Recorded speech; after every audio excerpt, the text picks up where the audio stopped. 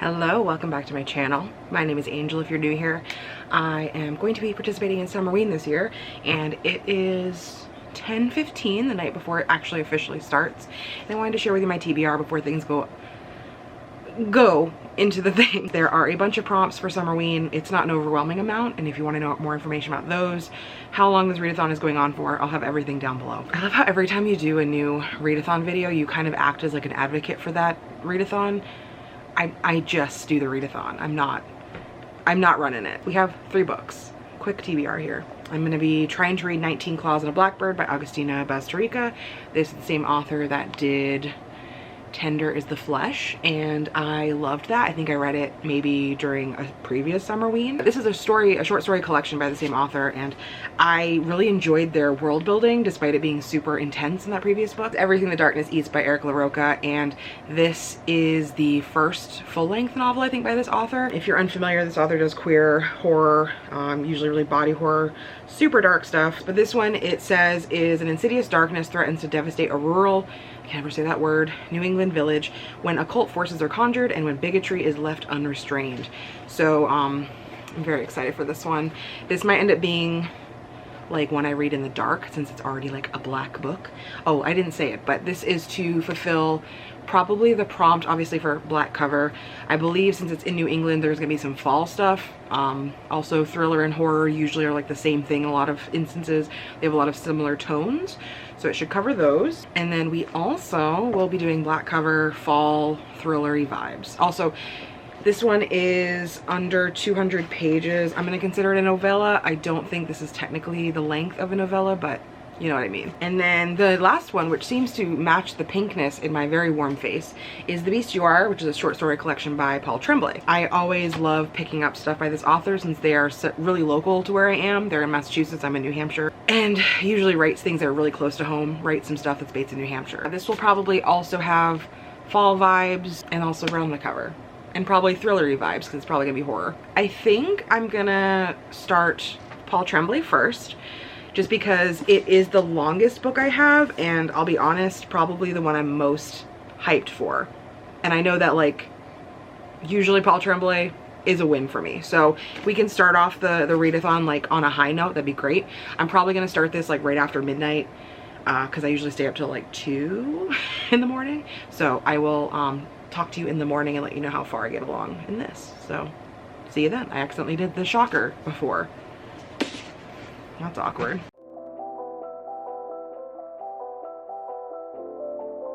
If you're familiar with this channel, maybe you've seen this angle before. I didn't read very much last night, and I think it's because I've read a lot of ebooks lately. 22 pages? I read the first story, and it was giving me vibes of Pallbearers Club, which was his most recent release, that I didn't enjoy. It was less horror and more character building, which I'm fine with character building, but I want to have the drama. There was just like more of a inkling at horror and creepiness, whereas I want like the full creepiness, which I know I'll get out of at least the Eric LaRocca book. I read it, it was fine. If I was gonna rate that story, it's like a 3 out of 5.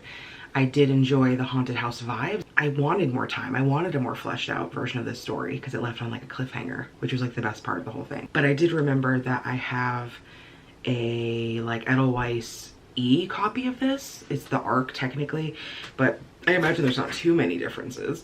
I will probably download that just so if a story's going long or slow or something, I will like go to that version instead. I'm about 50 pages in now and a few stories in. I think this is turning out to be more of a quiet, tense sort of vibe like Pallbearers Club was. It's so slow and a little too much on the like impending kind of doom versus the doom. I want the active doom. There was one story which it's noted in like the Afternotes was written during the pandemic, and it kind of deals with grief and the like repetition of stories, and I think Paul Tremblay called it like self-folklore, like the stories of your own life and how you retell a story, and it keeps changing and you keep tweaking it, and sometimes you're not really aware of what you embellish and what you forget. I'm about to go on to the next story, which is The Blog at the End of the World,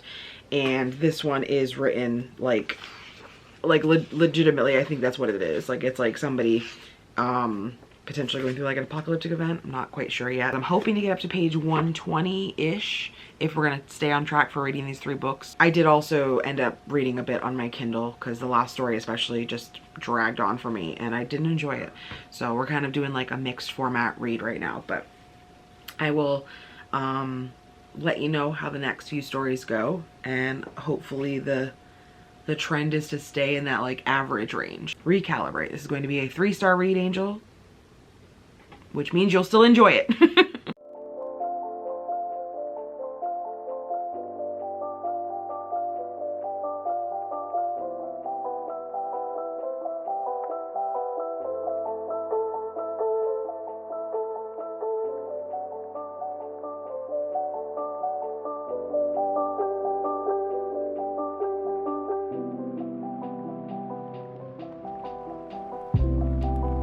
It is. It is day 2 of the readathon. I just got back. I'm a little sweaty, so I do apologize, but I went on a quick day trip with one of my friends, and I actually have a little book haul to share with you before I tell you what happened yesterday. I got this book at a bookshop over in Peterborough, New Hampshire. It's called Toadstool Bookshop. So this one had an amazing selection of books.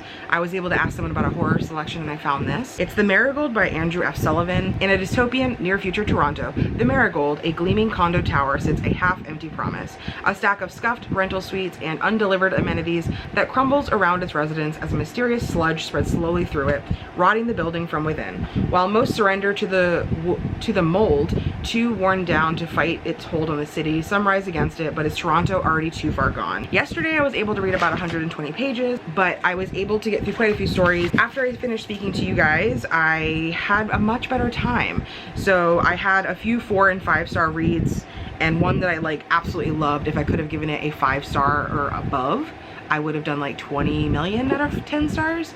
What? I will put on the screen now all of my ratings so far of the stories that I've read. I am gonna try to read maybe another 100 pages or so today. The story that I really loved was the most recent one, and it was the longest so far, which is really interesting. It was like 40 or so pages, maybe a little bit more, and it was about a person who wakes up in a dark room and can't see, and doesn't know who they are, doesn't know where they are, and there's just somebody talking to them and trying to like console them that they're gonna figure it out and that they're going to help them. And it progressively gets more and more haunting and creepy and disturbing and has a really interesting twist. Let me give you some bento content because I know I promised that to you guys the last few videos and we haven't shown her in a minute, so let me get her. Oh, she is warm today. Hi, Mama. Oh God, you look dead. Stop it. There she is. The baby. Ugh. She loves me so much. I know. Don't be so... Ugh.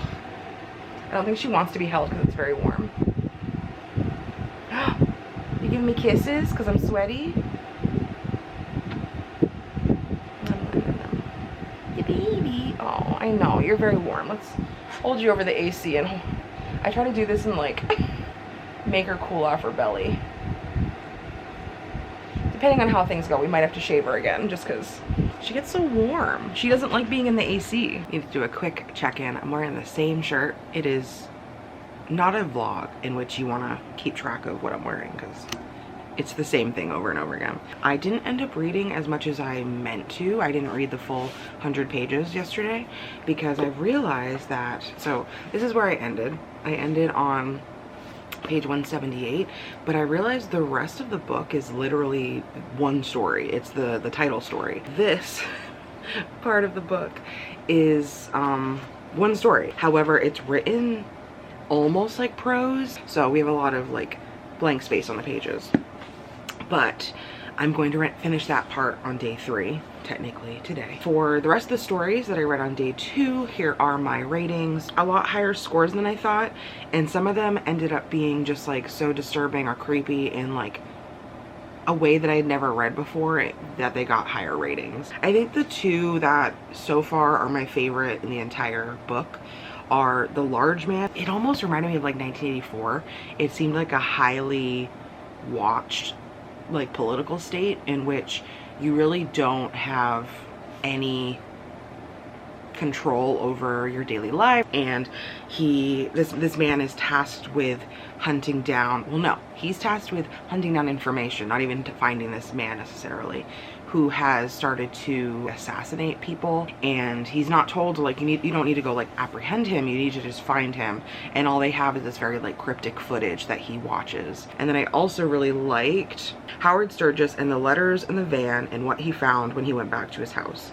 And it was another longer one, I think, but this is about an old man who is working at a high school. He starts receiving these odd letters, and they're referencing like a package that he sent them, but he didn't send this company a package. And so he's like trying to research the company because he doesn't know who they are. They're like thanking him. They're like, thank you so much for sending the parcel. Like, it's going to really help us in like research for the company. And he's like, what's going on? But he also like doesn't tell anybody about it, and he tries to just like act normal.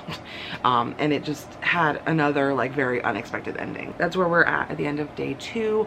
I'm going to end the vlog for now, and you will see another probably like days 3 through 7 vlog in a few days, so just keep an eye out. But yeah, so far we should be able to finish this tomorrow on day 3, and then we'll move on to some other books. So stay tuned if you're interested in one of the other 2 books that I mentioned in the TBR. Otherwise, thank you so much for watching, and I will see you in the next vlog.